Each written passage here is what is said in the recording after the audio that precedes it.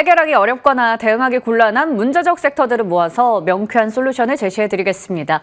오늘의 문제적 섹터 해결사 파이낸셜 리서치 박철순 대표님과 함께합니다. 대표님 안녕하세요. 네, 안녕하세요. 네, 오늘 첫 번째 주제 원전에 대한 이야기로 시작해보도록 하겠습니다.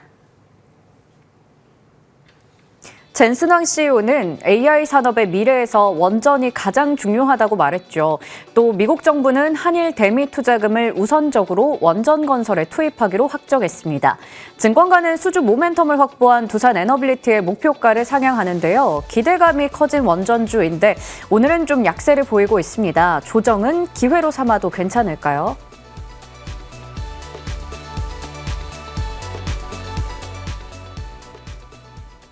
네, 앞서 얘기했던 내용들은 원전과 관련해서 긍정적인 모멘텀들입니다. 그런데 국내에서는 오늘 정부가 딱 얘기를 한 게 원자력 발전을 유연성 전원으로 전환하는 준비를 하고 있다라는 이야기입니다. 원전보다는 신재생을 우선적으로 쓰겠다라는 건데요. 이에 따라서 원전 섹터가 약세를 보이고 있거든요. 긍정적 모멘텀이 있지만 뭔가 우리 정부의 기조와는 좀 다르다 보니 이런 것 같습니다. 안정적인 주가 흐름은 언제쯤 가능할까요?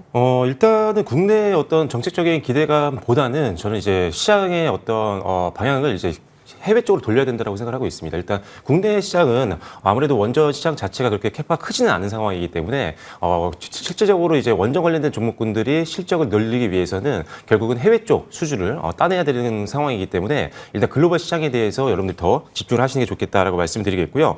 일단 좀 미국 같은 경우는 지금 원전 쪽에 대한 투자를 본격화하고 있는 단계다 보니까 2026년도 내년부터 시작해서 본격적으로 원전 투자가 진행이 된다라고 한다면 국내 쪽으로의 수주가 상당히 많이 들어올 수 있는 확률이 높습니다. 특히나 지금 미국 같은 경우는 원전 기술에 대한 부분들은 역시나 갖고 있는 상황이지만 기자재라든지 주기기라든지 기본적인 어떤 이런 공급망 자체가 지금 거의 부실한 상태이기 때문에 결과적으로는 중국을 배제한 상태에서는 우리나라 원전 관련된 기자재라든지 주기기 관련된 기업들의 어떤 도움이 필요한 상황이라고 보시면 될 것 같습니다. 그래서 일단 내년부터 시작해서 미국을 시작으로 해서 뭐 중동이라든지 기타 글로벌 국가들로부터 수주가 본격화될 수 있는 한 해가 될 수 있기 때문에 지금 내년에 가장 또 기대감을 가질 만한 섹터가 원전주라고 보셔도 무방할 거라고 보고 있는 상태입니다. 특히나 우리나라 이제 원전 같은 경우는 국제인증까지도 통과를 한 상태이고 최근에 이제 루마니아 수주까지 완료가 된 상태이기 때문에 체코 수주가 완료가 된 상태이기 때문에 어떻게 보면 가장 최근에 이 기술을 검증을 받았던 그래서 가장 신뢰도가 높은 국가가 바로 우리나라라고 보시면 될 것 같습니다. 그래서 전 세계적으로 지금 탈원전이 아니라 이제는 친원전 쪽으로 정책들이 대부분 다 바뀌고 있는 상황이기 때문에 여기에 따른 가장 큰 낙수 효과를 볼 수 있는 나라가 바로 우리나라라고 보시면 될 것 같고요. 특히나 이제 우리나라 같은 경우는 이제 기술력도 좋지만 뭐 가격이라든지 납길 이런 부분에서 다른 국가들을 대비했을 때 훨씬 더 우위에 있다라고 평가를 받고 있기 때문에 역시나 원전주들은 조정 시에는 매수 관점으로 접근하시는 게 맞겠다. 다만 그 안에서도 실적이 이미 좀 나오고 있는 기업들 위주로 베팅을 하시는 게 변동성을 좀 피할 수 있는 방법이 될 수 있다라고 보시면 될 것 같습니다. 국내보다는 캐파가 큰 해외 쪽에 집중해보자, 글로벌 시장 이슈를 보자라고 말씀해 주신 것도 알겠고 원전 쪽이 좋은 모멘텀 가져가는 건 알겠습니다. 그래서 조정 때는 매수 관점에서 보자고 하셨는데 생각보다 많이 밀리고 있어서요. 네. 지금 뭔가 매수를 하기에는 좀 두렵기도 하거든요.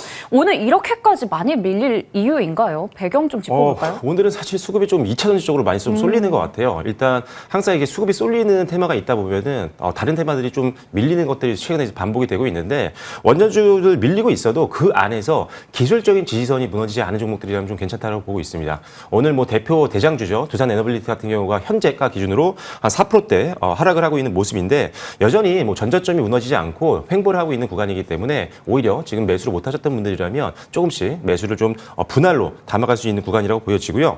특히나 이제 제가 앞서서 이제 실적이 좀 나오는 기업들 위주로 좀 보자라고 말씀드렸었는데 두산 에너빌리티 같은 경우는 주기기를 통해서 일단 SMR라든지 아니면 대형 원전 쪽에서도 수주가 가능한 기업이기도 하지만 실질적으로 이런 데이터 센터가 필요할 때 가장 핵심 장비 중에 하나인 이 가스터빈 쪽에서도 강자입니다. 절대 강자 중에 하나이기 때문에 실질적으로 올해도 가스터빈 수주가 미국 쪽에서 2건이나 있었죠. 추가적으로 연내에 1건 이상 또 나올 수 있는 가능성도 있는 상황이다 보니까 이런 것들이 안정적인 실적을 만들어내고 있다라고 보시면 될 것 같습니다. 그래서 두산 에너빌리티도 마찬가지고 실적이 나오는 기업들은 좀 더 주목하셔도 되겠다라고 말씀드리겠습니다. 네, 실적이 나오는 쪽을 보자라고 말씀해 주셨고요. 지금 수급이 2차 전지 쪽으로 이동해 통해서 그러한 영향도 받아가고 있습니다. 그래도 기술적 지지선 지켜지고 있다면 두산 에너빌리티라는 대장주 중심으로 볼만하겠네요. 원전주 그러면 또 다른 종목들도 기술적으로 한번 체크를 해보면 좋을 것 같은데 한전도 좀 궁금한데요. 한전이요? 네. 네, 한국전력 같은 경우도 역시나 가장 큰 대표 수혜주입니다. 일단 기본적으로 한전의 산하에 있는 한수원이 어떻게 보면 전체적인 원전 수주를 이제 어떻게 보면 앞에서 견인을 하고 있다 보니까 역시나 실적에 대한 기대감은 있는 상태고요. 한국전력은 또 이제 가격 인상이 나올 때마다 또 한번 급등이 나올 수 있는 종목이기도 한데 일단 뭐 지금 실적이 몇 년 전과는 전혀 다르잖아요. 이제 적자에서 완전히 흑자로 돌아선 상태고 역시나 이 원전이라든지 또는 AI 시대에 가장 또 수혜를 받을 수 있는 종목이기 때문에 한국전력도 역시나 안정적인 종목이라서 눌림목이 나올 때마다 한 번씩 공략해 보시는 것도 좋겠다라고 보시면 될 것 같습니다. 네. BHI도 오늘 좀 크게 밀리던데 이 종목은 그럼 어떻게 보실까요? BHI는 저는 개인적으로는 탑픽이라고 보고 있는 종목 중에 하나인데 예. 어떻게 보면 두산 에너빌리티와 양대 산맥으로 볼 수 그렇죠. 있는 종목입니다. 일단 베어레스 보일러 쪽에서 워낙 강자다 보니까 시장 점유율 전 세계 1위거든요. 이쪽에서 일단 원전뿐만 아니라 복합화력 발전소에서도 실적을 내고 있는 기업이고 거기다 추가적으로 이 BOP라고 해서 보조기기 같은 경우도 패키지로 팔 수 있는 기업이기 때문에 특히나 미국 쪽 레퍼런스가 있는 기업이어서 미국이 내년부터 본격적으로 대형 원전이나 SMR 쪽에 드라이브를 건다라고 한다면 역시나 이 BHI 같은 경우는 가장 큰 수혜를 볼 수 있는 종목이어서 급등이 나와서 좀 아쉬웠던 분들이라면 지금 이번 조정이 좀 마무리될 때쯤에는 한 번씩 분할 매수로 담아보시면 좋겠다라고 보시면 될 것 같습니다. 네. 한국전력도 BHI도 두산 에너빌리티도 그래도 지금 우리가 기회로 삼아볼 수 있는 부분들 포인트를 짚어주셨습니다. 원전에 대한 이야기 맞춰보겠고요. 이어서 제약바이오주로 넘어가 보겠습니다. 최근 알테오젠의 주가를 끌어내렸던 독일 가처분 이슈, 이 영향은 제한적이라는 증권가 분석이 나왔습니다. 코스피로의 이전 상장 확정으로 이 재평가 기대도 크죠. 최근에 연기금도 바이오를 대거 매수하고 정부의 코스닥 활성화 대책도 곧 발표되는데 제약 바이오주의 시간 본격적으로 시작인가요?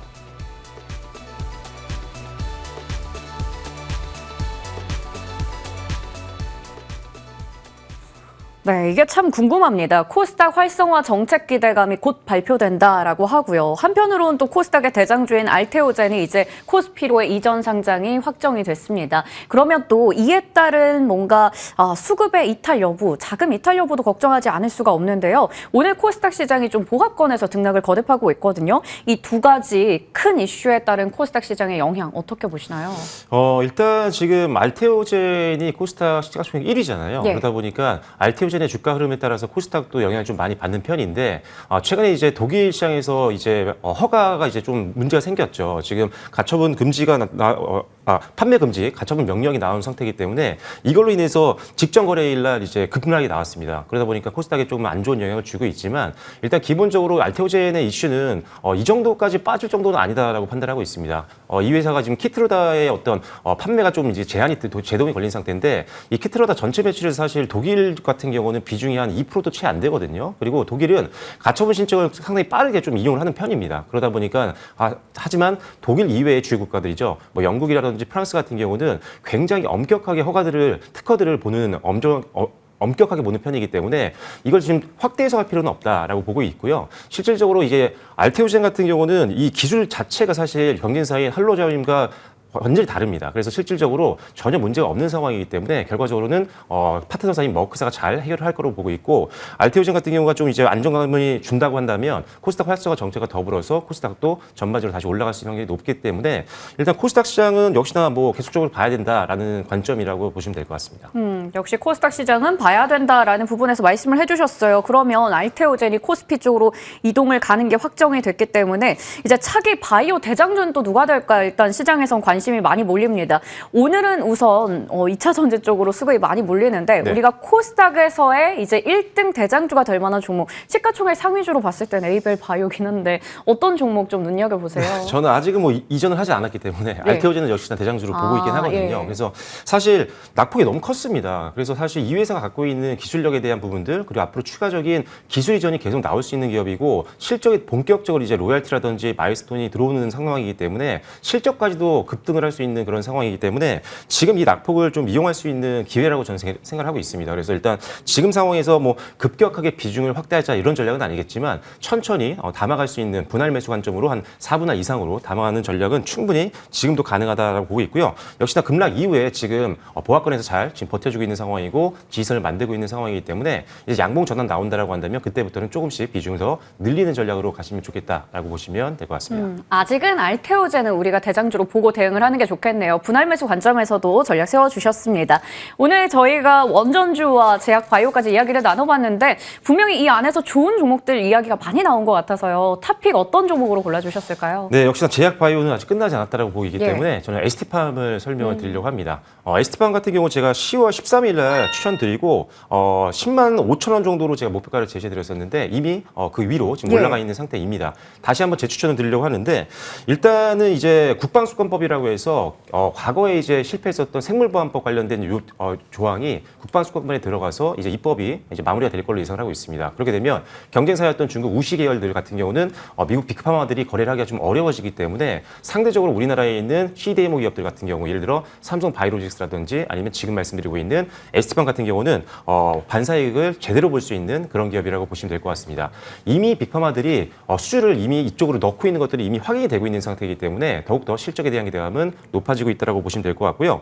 이 회사는 이제 원료약품을 본격적으로 생산하고 있는 기업인데 그중에도 RNA 치료제 원료인 올리고를 주력으로 생산하고 있습니다. 이 RNA 치료제가 적응증이 계속적으로 확대가 되고 있는 상황이고 가장 많이 팔리고 있는데 특히나 이 회사가 지금 거래를 하고 있는 빅파마들 같은 경우가 이 치료제가 FDA 허가를 통해서 상용화가 되는 경우들이 굉장히 많아지고 있는 상태입니다. 그렇게 되면 원료약품 공급량이 훨씬 더 많이 늘어날 수 있는 상황이기 때문에 지금 수주장고는 역대 최고치를 기록하고 있는 상황이고요. 실적 같은 경우도 급등이 나오고 있는 상황이기 때문에 가장 실적적인 부분에서 기대감이 높은 기업이 ST팜이다라고 보셔도 괜찮겠다라고 생각하고 있고요.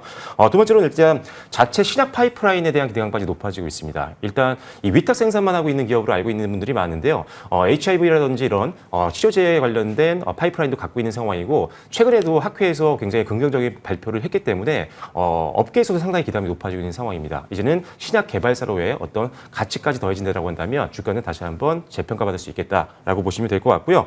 그리고 실적은 역시나 좋습니다. 올해 전체 2025년도 영업이익 같은 경우는 전년 동기 대비해서 한 80% 정도 급증할 것으로 예상하고 있기 때문에 실적 시즌에도 너무나도 적합한 종목이다라고 보시면 될 것 같습니다. 네, 가격 전략은요? 네, 현재가 충분히 분할 매수 가능하다고 보고 있고요. 저는 1차 목표가는요. 15만 원으로 제시해드리겠고요. 손절 라인은 11만 원으로 제시해드리겠습니다. 네, 목표가는 15만 원, 손절가는 11만 원 설정해 주셨습니다. 그리고 저희 시간에 제약바이오주 여러 차례 추천해 주셨죠. 11월 10일에 말씀해 주셨던 ABL 바이오는 무려 2차 목표 주가도 달성했습니다. 와, 지금의 자리에서 추가 상승을 더 기대할 수 있을까요? 네, 일단 20만 원을 추가 목표가로 제시를 해드렸었는데 역시나 이 부분을 통과했다가 지금은 이틀 동안 아무래도 알테오젠 여파로 인해서 좀 낙폭이 나오고 있는 상황입니다. 하지만 지금도 역시나 분할 매수 가능하다라고 보고 있고요. 이 회사 이제 파이프라인, 특히나 이 플랫폼 같은 경우는 충분히 기술 이전이 연내에도 나올 수 있는 상황이기 때문에 일단 이 종목은 지금도 분할 매수 가능하다. 목표가는 한 22만 원까지 보시면 좋겠다라고 말씀드리겠습니다. 네, 분할 매수도 가능하고 목표 주가 22만 원으로 상향 조정해 주셨습니다. 이 시간은 파이낸셜 리서치 박철순 대표님과 함께했습니다.